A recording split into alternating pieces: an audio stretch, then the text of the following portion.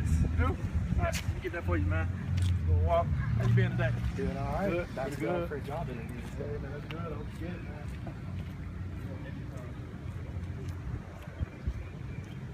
See, being a servant leader, it's not that difficult. Actually, it's easier than most people make it out. Sometimes you notice people have bad days, you know, you sit on the face with the frown and stuff. You can help them out simply by carrying a bag or opening the door. Small thing, anything possible to put a smile on somebody's face.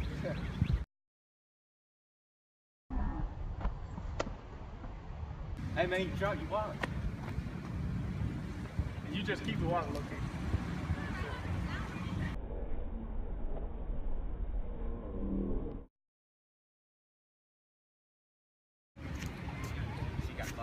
Hey, what's up, bro?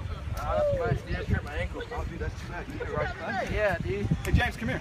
What's up? Give him a ride. All right, yeah, cool. You got a friend in me.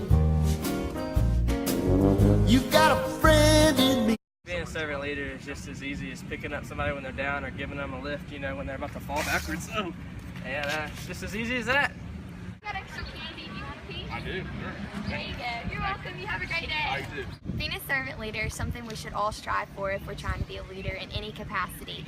If you've had Dr. Klein, you know about the 3 C's: character, competency, and confidence. With confidence, it's sometimes just having the confidence to go up to somebody you don't know if you can tell that they need help, if they're struggling with a book bag, if you just have extra candy and you want to give it to them, if they drop their wallet, if they're limping on campus and you can give them a piggyback ride, anything like that. Sometimes it's a little bit silly and our examples are a little bit crazy, but it's just simple things like that, and it's having the character to know that it's the right thing to do, having the confidence to do it, and being competent enough to see it actually fulfilled and followed through with.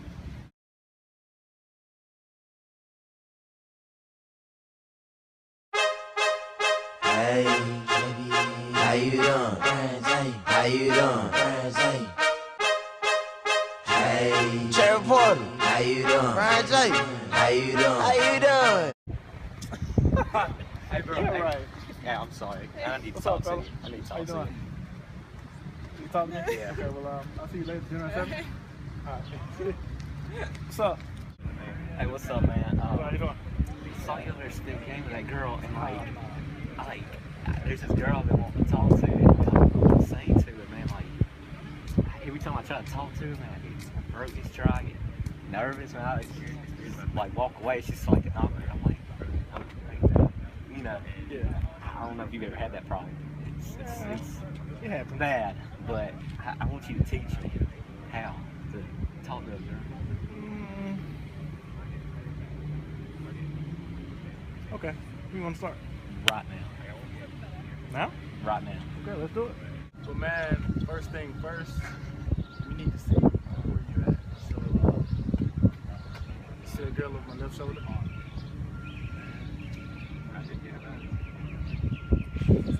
You think I got a shot? Yeah, for sure. Go give it a try.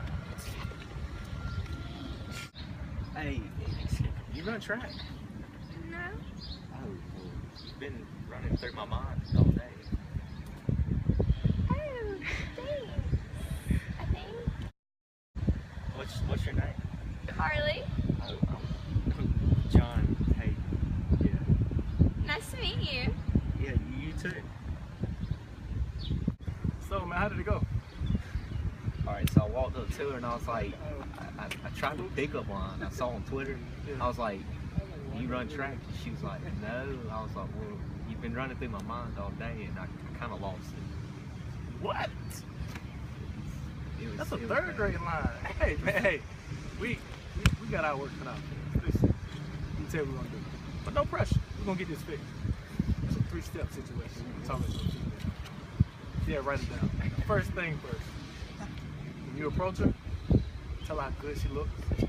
Don't give her a time to speak or say nothing back. Pick the most weirdest thing. I like the way your hair flip when the wind blows. I like the color of your left eye, not your right. Second step. Ask her how she been today. This is the communication part of it. And the third step, third and most, ask her out. Be bold with it. And don't be looking left or right. Look her dead in the eye. You touch her soul.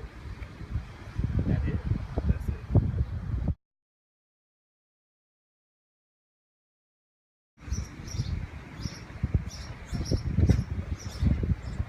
Oh, man, bro, I've been looking for you everywhere. All right, I've got a question. So no pickup lines, even if it's a good one. Never. You're in college. Never use pickup lines. The way to do it is the truth. Good? Yeah, I've got it. All right, man. Hey, man, it's been a full week now. First thing first, you need to change clothes. I remember. This has been a week. I'm wearing the same clothes. Yeah, man. But don't worry. Next time you see her, I gave you all my knowledge. All So, all of it. I've been studying. Okay, good. So when you see her, hey, just do what you got. You got to let somebody show you. It's her. It's her. I can see what you mean. Hey, this your time. And this here, my present to you. For real? No pressure. Good, man. You know. I'm ready.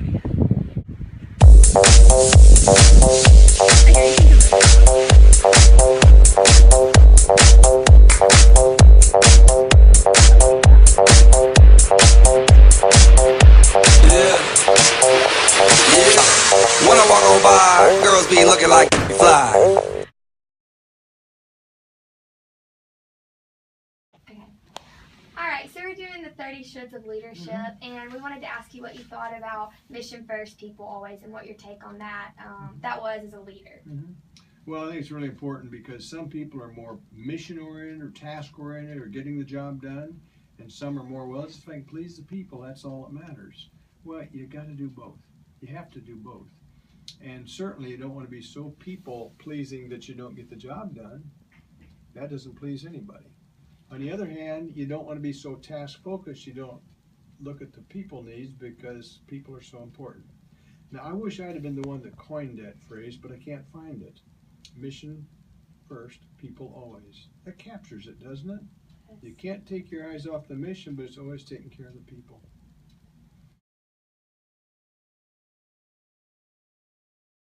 Okay, so I just want to ask you one last question. Sure. If you could give leadership students any advice on what the most important leader should thing would be, what do you think the most important thing that leaders should do is? Well, I think, first of all, leaders should be servants. You know, the greatest leader of all times, and he is much more, said, I came not to be served, but to serve others. And the thing is, if you're serving others, you're helping the organization. And if you help others in the organization, in the end, you win. I'm a young man, just 75. And one thing I've discovered is that people who took a servant's attitude through life, all else being equal, are themselves healthier intellectually, emotionally, physically, and spiritually. Kids just can't keep their phones off, can they?